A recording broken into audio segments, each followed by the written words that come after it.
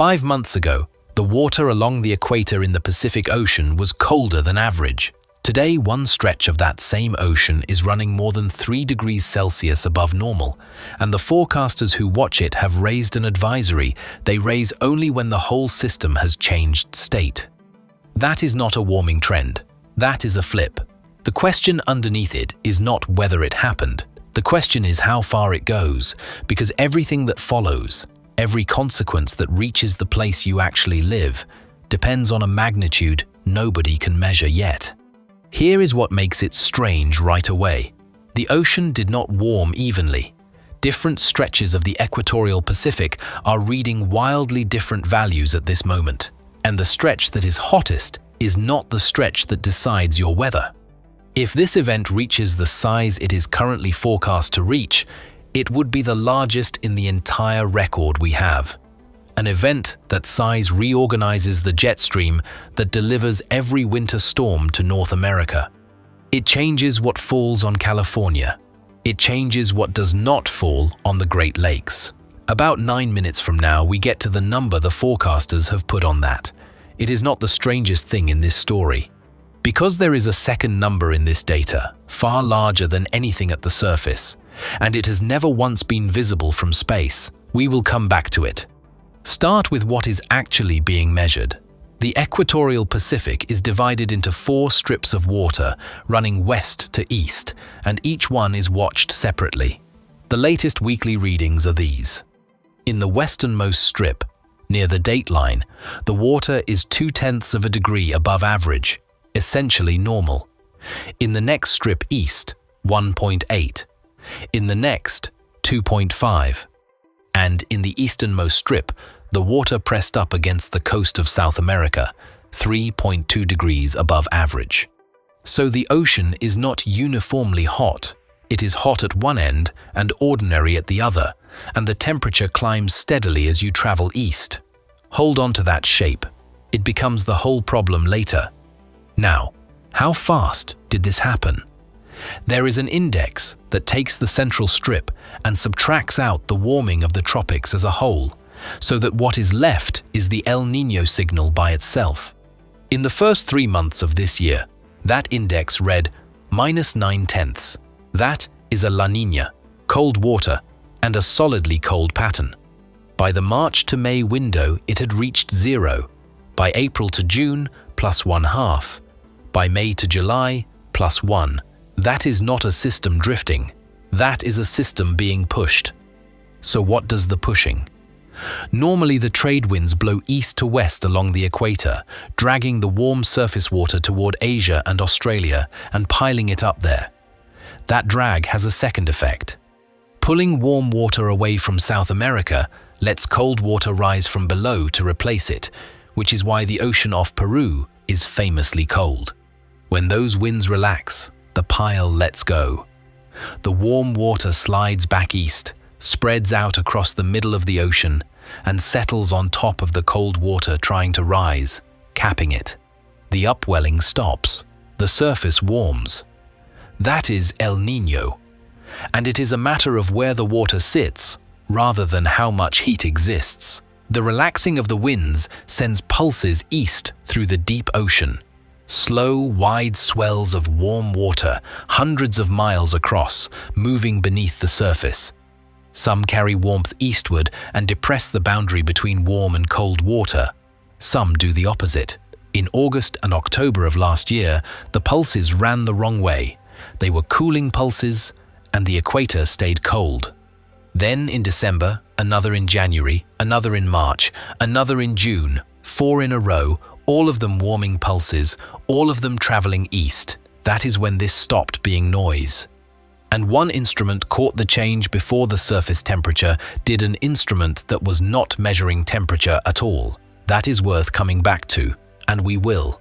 The atmosphere has now joined in, which is the part that matters most. The surface pressure difference across the Pacific has swung about 2 standard deviations, negative a large move for that measurement. Rainfall has shifted.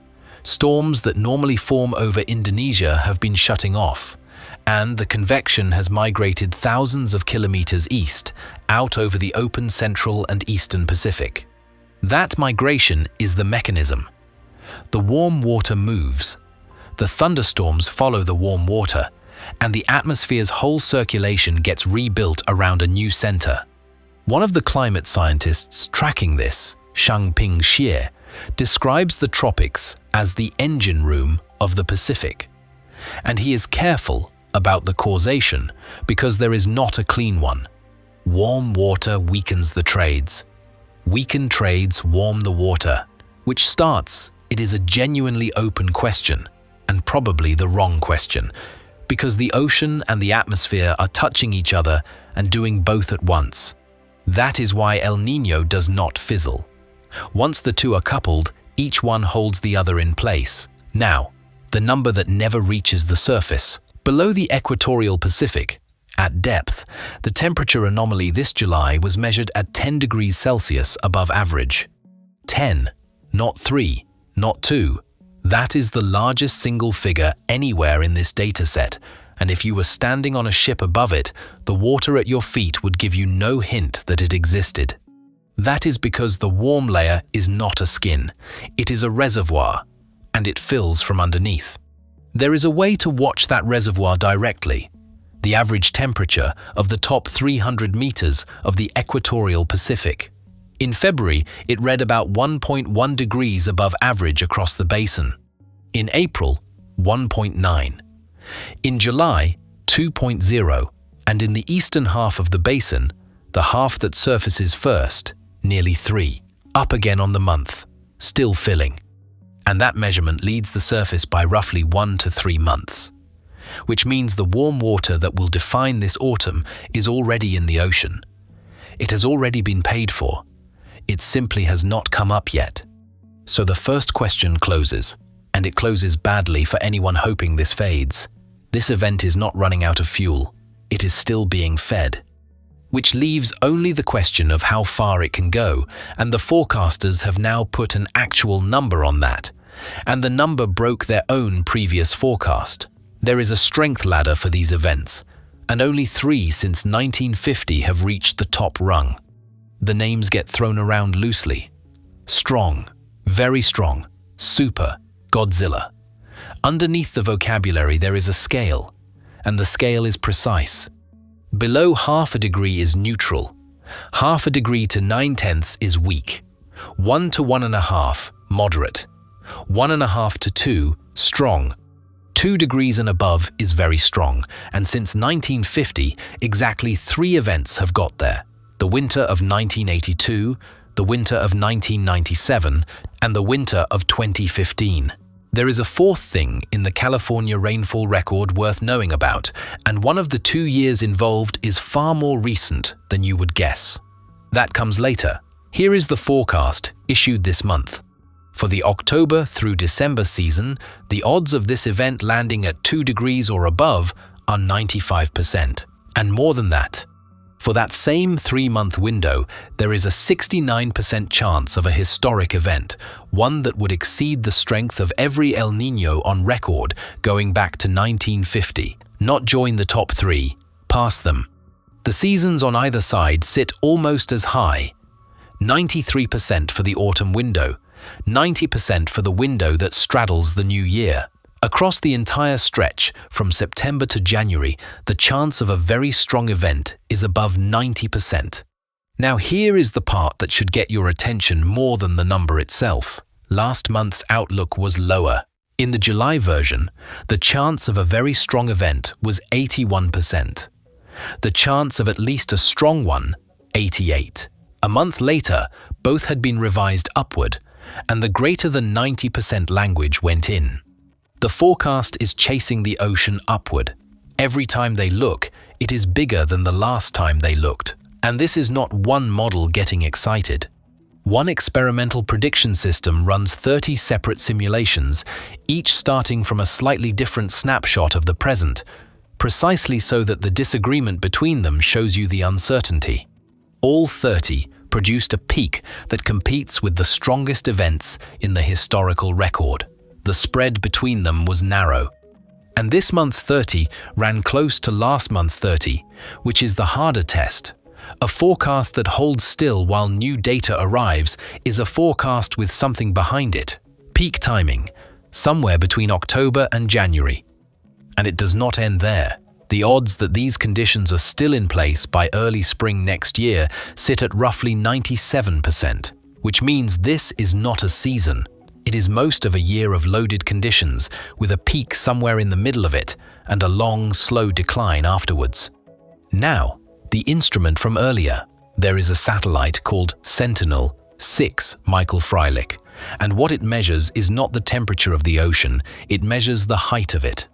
Water expands when it warms.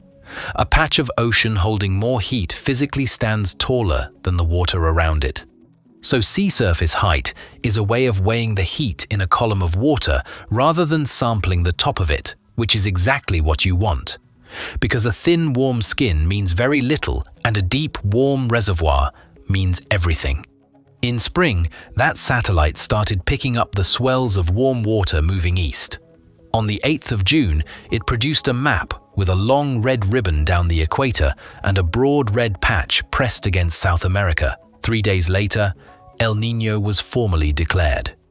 The scientist reading those maps was Séverine Fournier, and her reaction is the most useful thing in this entire story, because she would not commit. She noted that conditions in the Western Pacific on that June day looked like the same date in 1997, the year an exceptionally strong event emerged.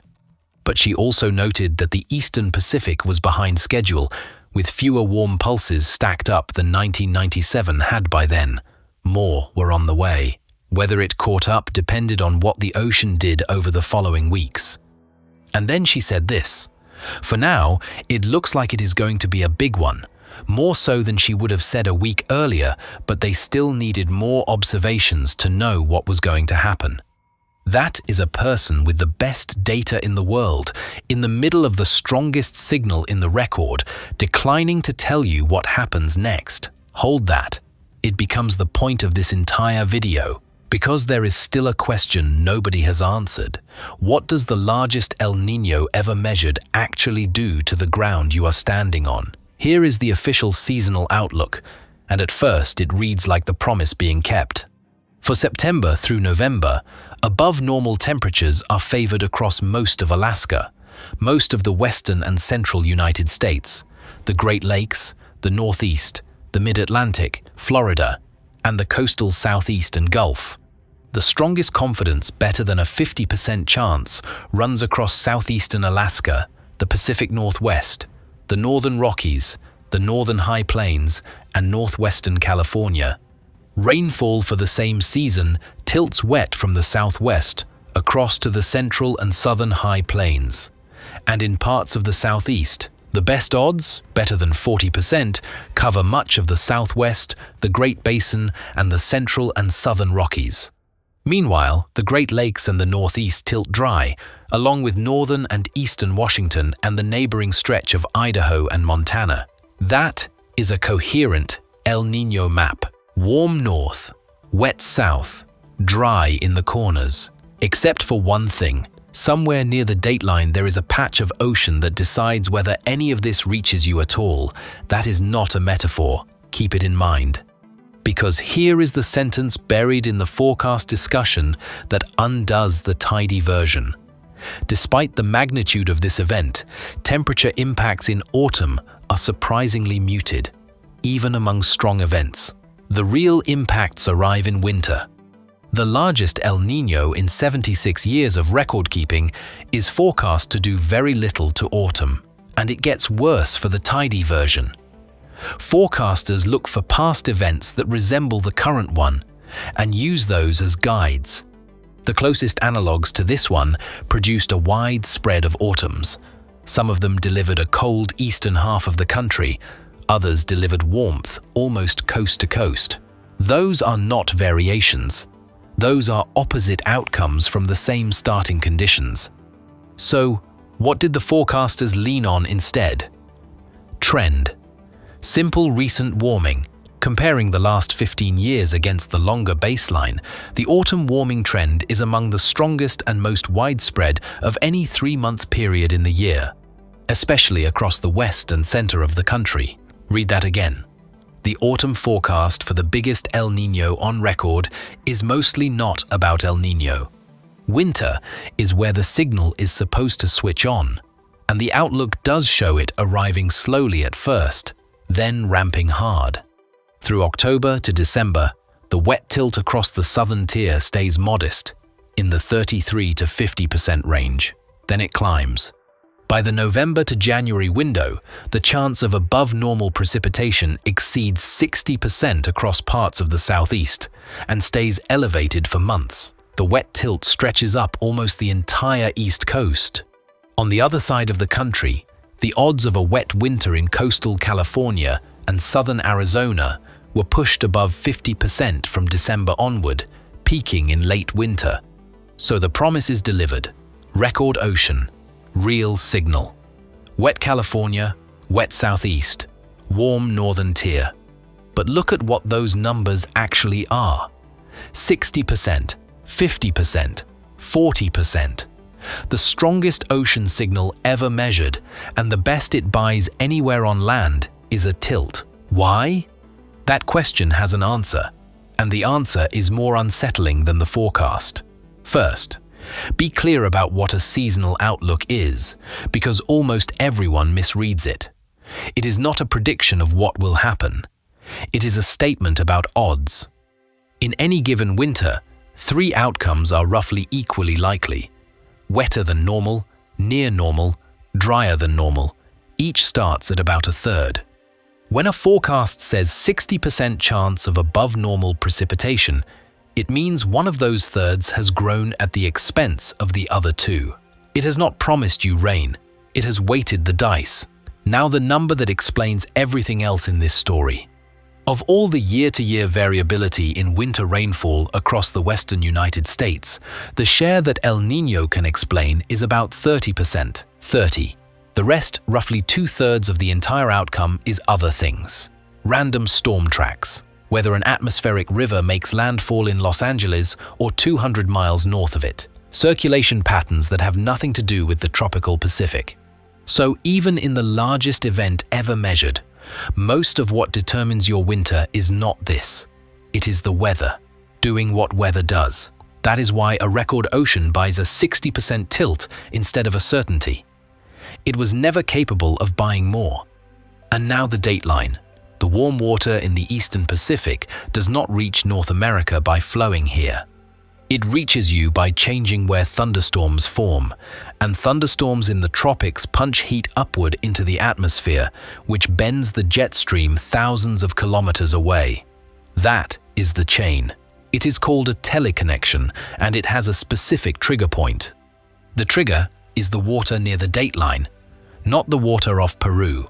If the warming stays bottled up in the eastern tropical Pacific, the impacts stay largely local to that region. If instead the dateline region warms strongly and stays warm for months, the connection to the North American jet stream gets established. Now go back to those 4 readings. The easternmost strip, 3.2 degrees above average. The central strip, 1.8. The strip at the dateline, 0.2 of a degree, essentially normal. The hottest El Nino on the books is, at this moment, hottest at the end of the ocean that matters least, and barely warm at the end that fires the switch. That is not a flaw in the forecast. That is the forecast's central uncertainty, sitting in plain sight in the daily data. There is a second place in this forecast where you can watch the uncertainty directly, and it takes the form of a blank space on the map. Across the Ohio and Tennessee valleys, the autumn temperature outlook does not tilt at all. It says equal chances the 3 outcomes remain roughly as likely as each other. That is not a gap in the data. The warming trend there is comparatively weak, and El Nino is not strong enough in autumn to fill the space it leaves. 2 influences cancelling, and the honest output being no forecast at all. The same thing happens in the south, for the opposite reason. Across the lower Mississippi Valley and the eastern southern plains, the El Nino pattern says wet, and the recent trend says emphatically dry. Those 2 point in opposite directions with roughly equal force, so that region is also left blank for autumn. And over the southern plains, the models and the trends fall out over temperature instead. The recent record suggests a much greater chance of warmth there than the dynamical models are willing to produce. Somebody has to decide which to believe. In this outlook, signed by the forecaster Scott Handel, the trend won. That is what these maps actually are, not the output of a machine. A set of judgment calls about which of two disagreeing signals to trust, region by region, made months ahead of the thing being forecast. Meanwhile, something has been going wrong closer to home. Off the coast of California, there is a fleet of underwater gliders, autonomous machines that dive from the surface to about 500 meters, roughly 1,600 feet, and cover around 15 miles a day while doing it. Daniel Rudnick has been running them since 2005, which means he has 2 decades of the same measurements along the same lines of ocean. On 2 of those lines, Point Conception and Monterey Bay, the temperatures being recorded are the highest in the 20 years he has been measuring. Not the highest this year, the highest in the record he built. And there is something wrong with the order in which that happened. We will come back to it, and it is the strangest thing in this file. The same signal shows up in a much simpler measurement. At a pier in San Diego, temperatures have been logged for decades. As of the middle of August, 42 separate days this year had set record highs for that calendar date. Records have been falling at all 10 of the coastal stations in that network. The mechanism by which El Nino reaches that coast is not the equator sending warm water north. It works 2 ways, and neither is obvious.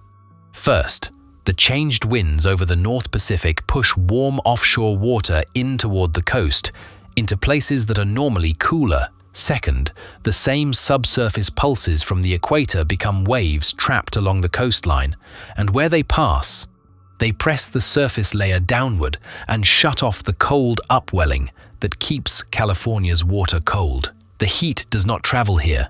The cold gets suppressed. Now, the Februaries. 2 months in the last 100 years stand out in the rainfall record for parts of California, and both belong to strong events of this Eastern Pacific flavor. One was 1998, the other was 2024. Look at where those sit, not at the peak of the event. Late winter, after the peak, when everyone had stopped expecting it.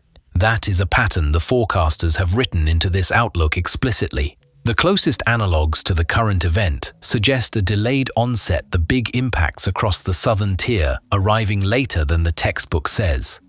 Which is exactly why the autumn tilt is modest and why the strongest odds are placed in January, February and March rather than in the peak months of the ocean event itself.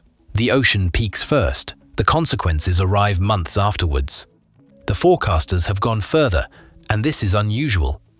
There is a classic El Nino dry signal that normally shows up across the Pacific Northwest. They left it off the coast entirely. Some of the closest analogues to this event were wet far north, encroaching into the southern half of the Pacific Northwest, so the dry tilt was pulled back inland and confined to the northern Rockies and northern high plains.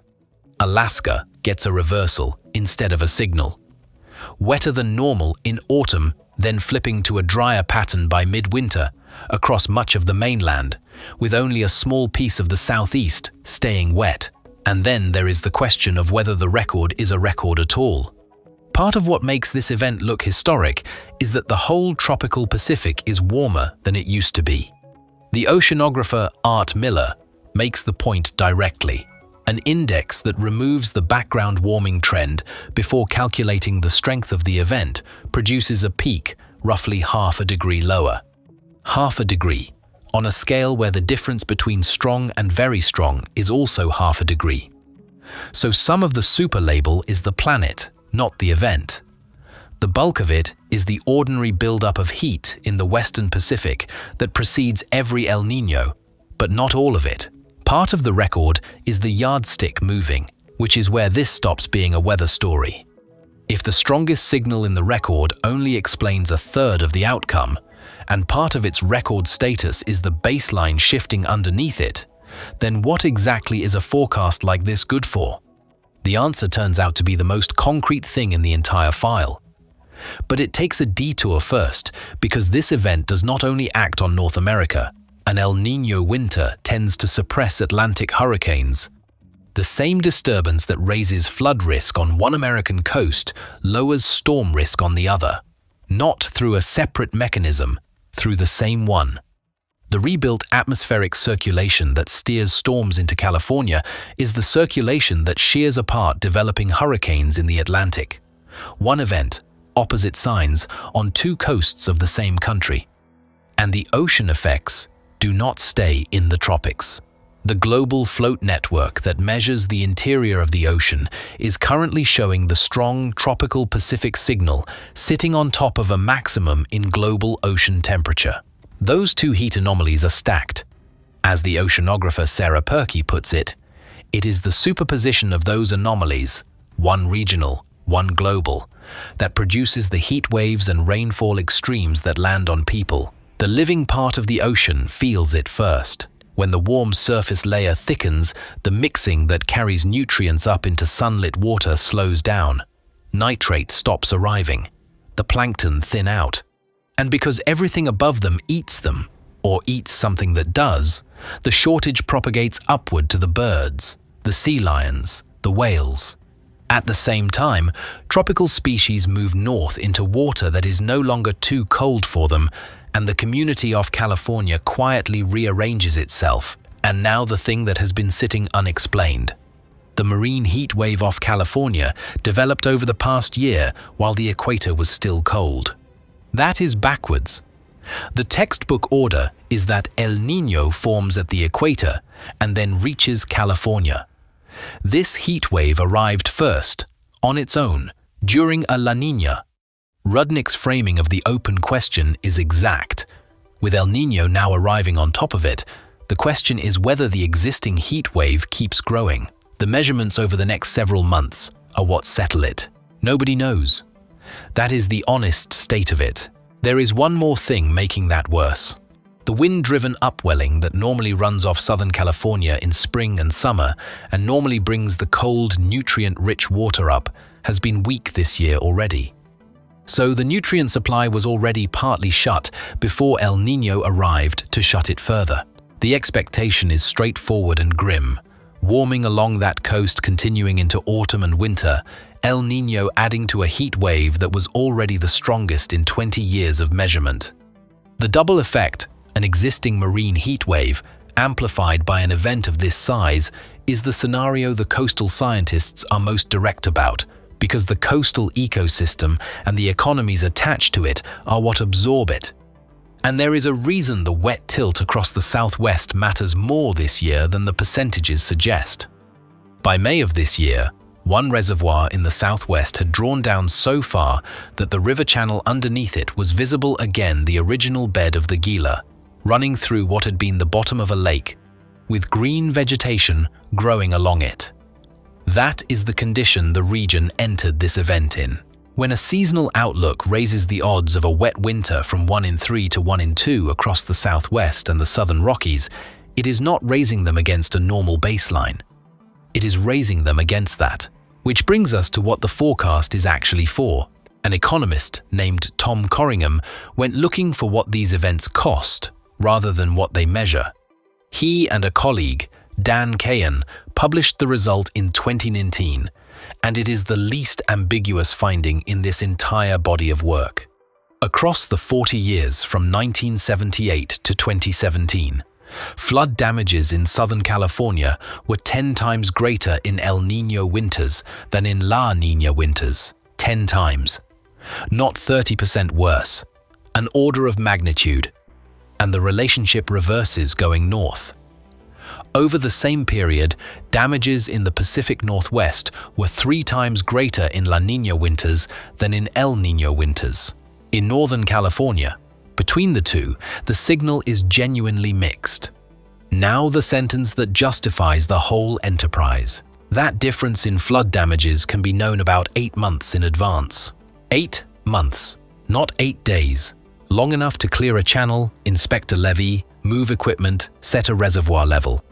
long enough that the difference between knowing and not knowing shows up as an amount of money and as a number of buildings that did not flood. That is what a 30% explanatory signal is worth when you get it early enough. And that same paper is explicit that its figure covers flooding alone, not damage to coastal infrastructure, not shifts in fisheries, not agriculture, not energy costs, not water supply. The full bill is larger than the number they measured.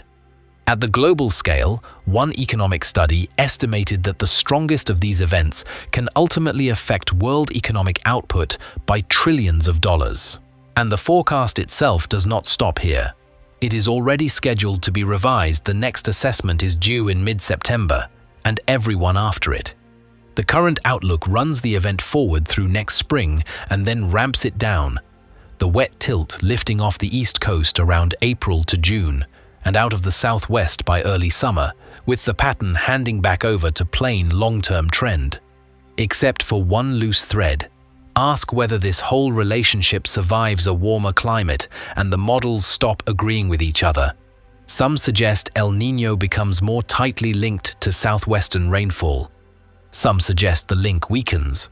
Taken together, there is no clear direction, and even the models that reproduce the historical relationship, well, project completely different futures. So the tool that gives us 8 months of warning may or may not still work in 30 years. Nobody can currently say. There is one more disagreement worth naming, because it is the one people assume is settled. Is climate change making these events stronger or more frequent?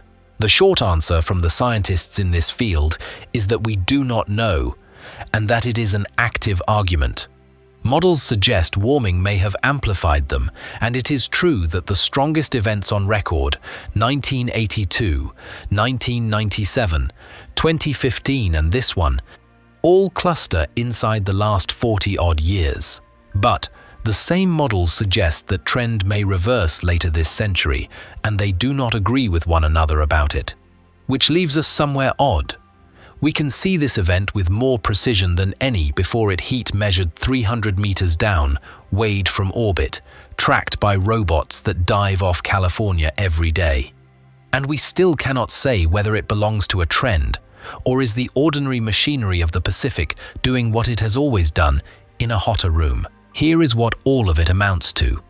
There is more heat in the top layer of the equatorial Pacific right now than the surface has yet revealed. It is forecast to keep coming up through autumn. The event is forecast at 95% odds to reach the top of the scale and at 69% odds to pass everything on record. And none of that tells you what your winter will be. It cannot. 2/3 of the answer is weather that has not happened yet, and the switch that carries the signal to North America sits at the dateline in water that is currently 1/5 of a degree above normal. What it does tell you is which way the odds have moved, and it started telling us in June. That is the actual finding here, and it is not the one in the headline.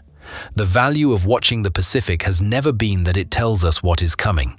Every strong event in the record produced a different winter, and the closest matches to this one produced opposite ones. The value is the lead time. We are not watching the ocean decide what our winter will be. We are watching it tell us, 8 months early, what to be ready for.